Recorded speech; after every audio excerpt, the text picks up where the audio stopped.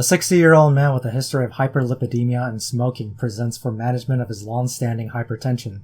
He is currently taking amlodipine and hydrochlorothiazide, but his blood pressure remains high at 168 over 90 millimeters mercury. His serum creatinine is 1.1 milligrams per deciliter. He is prescribed lisinopril to help control his blood pressure. 2 weeks later, his blood pressure is 132 over 78 millimeters mercury, and his serum creatinine is 2.8 milligrams per deciliter. Which of the following is the most likely explanation for these findings? Choice A, prerenal azotemia. Choice B, narrowing of the bilateral renal arteries. Choice C, essential hypertension. Choice D, pheochromocytoma. Or choice E, polyangiitis. I'll wait 5 seconds and then answer the question.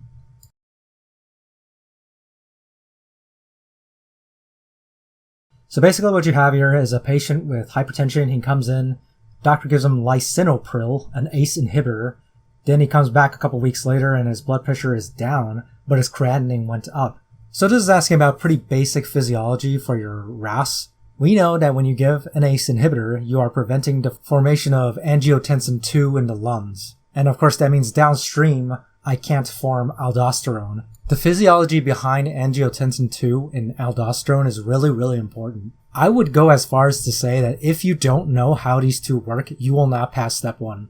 The RAS system connects to so many questions and you can use it to kind of cheat your way around harder questions that it really pays off for you to understand RAS front and back. So anyway, getting back to it, angiotensin II preferentially constricts the efferent arteriole at the glomerulus, not the afferent. The afferent is preferentially dilated by prostaglandins. Also a very important thing to know. But anyway, for the purposes of this question, we gave him an ACE inhibitor, so we know he has less angiotensin II, which means there is less constriction on the efferent arterioles, which is to say it dilates. When the efferent arteriole dilates, your GFR goes down.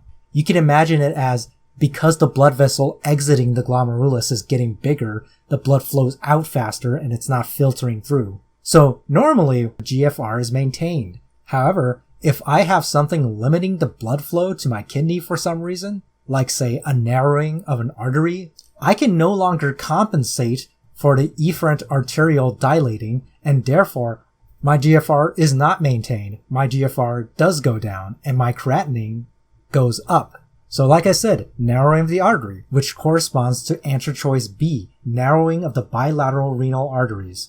Now let's take a look at the other answer choices and see why they don't quite fit. Choice A, prerenal azotemia. Okay, if you gave an ACE inhibitor to a patient with prerenal azotemia, sure, their creatinine would go up, but the clinical picture of someone with prerenal azotemia doesn't really look like what this patient has. Prerenal azotemia happens because you have hypovolemia or hypotension, which led to the limited perfusion of the kidneys in the first place. What would happen is that if you gave them an ACE inhibitor, yeah, their creatinine would go up because, once again, they can't perfuse their kidneys again, but more than likely, once you do this, they will drop back down into hypotension. So again, this patient's initial presentation and how they look after the ACE inhibitor was given doesn't quite match. More so than that, if this was prerenal azotemia, I don't give it here, but oftentimes in questions about prerenal azotemia, they will give you the BUN and creatinine and possibly sodium excretion fraction. Point being that prerenal azotemia, if you divide BUN by creatinine, it's usually more than 20, and fractional excretion of sodium will be usually less than 1%, which makes sense, right? BUN creatinine ratio would be really high, more than 20, because in prerenal azotemia, there's nothing inherently wrong with the kidneys. It's because you have a hypovolemia and the kidneys will be busy reabsorbing stuff, and the kidneys are better at reabsorbing urea than it is at creatinine. And same idea with the fractional excretion of sodium. Because your body is so desperate to reabsorb water for your hypovolemia, you'll reabsorb sodium along with it, and there's going to be less sodium in your pee.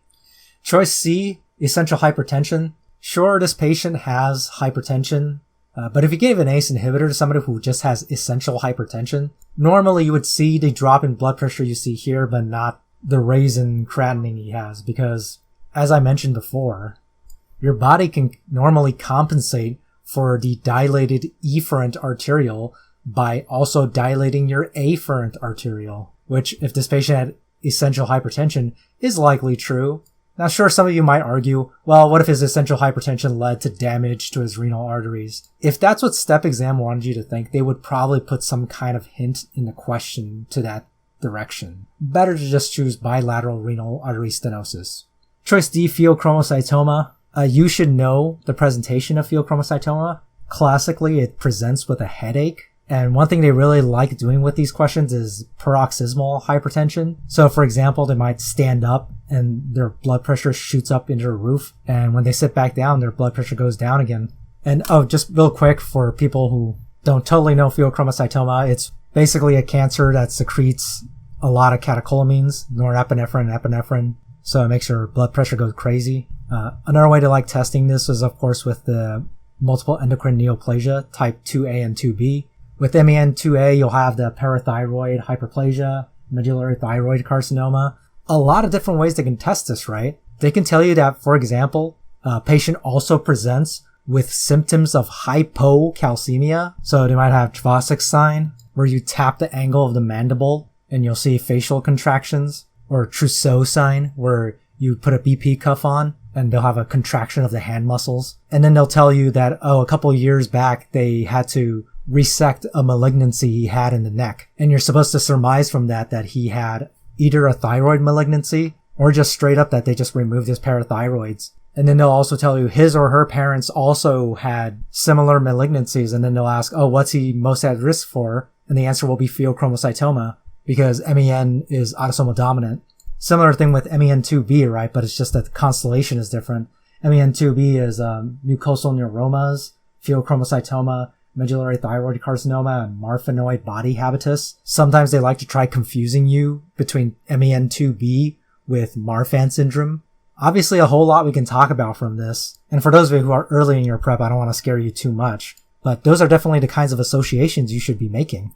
Anyway, bringing it back, pheochromocytoma, paroxysmal hypertension, doesn't really fit this patient, and typically creatinine is not related. Choice E, polyangiitis. This can refer to at least two different conditions, mostly granulomatosis with polyangiitis, formerly known as Wegener's. I just wrote polyangiitis because sometimes the MBMEs will write it as that.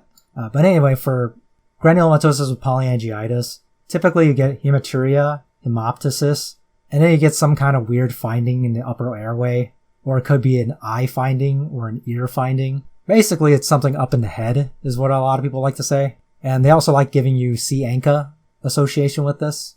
Alright, so bringing it back. If you get a patient with hypertension and you give them an ACE inhibitor and their creatinine suddenly shoots up, you should start suspecting that there's something wrong with the blood supply to the kidneys. And fairly often that's going to be a bilateral renal artery stenosis. And this happens because ACE inhibitor stops angiotensin II from forming, which means I can no longer have the effect of constricting my efferent arterioles. And because of the renal artery stenosis, there is a constant lack of blood flow to the kidneys, which means I cannot compensate for it, and thus my GFR drops and my creatinine goes up.